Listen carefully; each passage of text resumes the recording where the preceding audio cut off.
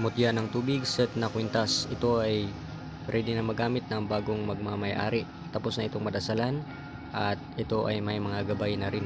At ito ay set, so ibig sabihin isusuot mo yan na kasama silang dalawa. Yan ay pwede lang madala sa kahit saan lugar, pwede lang mabasa ang tubig kapag naliligo, maging ito man ay tubig dagat.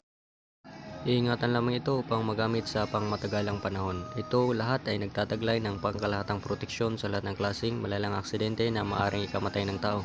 Kasama na rito ay proteksyon sa mga bala ng baril upang hindi tablan sa panahon ng may maminsala, at meron din itong taglay na panipas upang lihis sa mga bala ng mga baril upang hindi tamaan sa panahon ng may maminsala.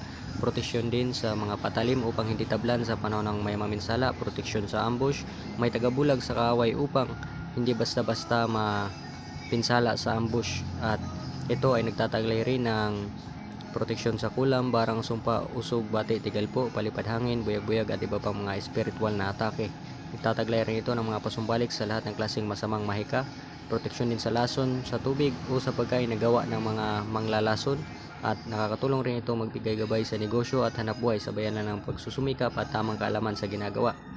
Proteksyon din ito sa mga aswang, engkanto, demonyo, kapre at iba pang mga nilalang na hindi nakikita ng ordinaryong mata ng tao. Sila ay hindi makakalapit sa taong nagdadala nito, at full details will be posted in my Facebook page.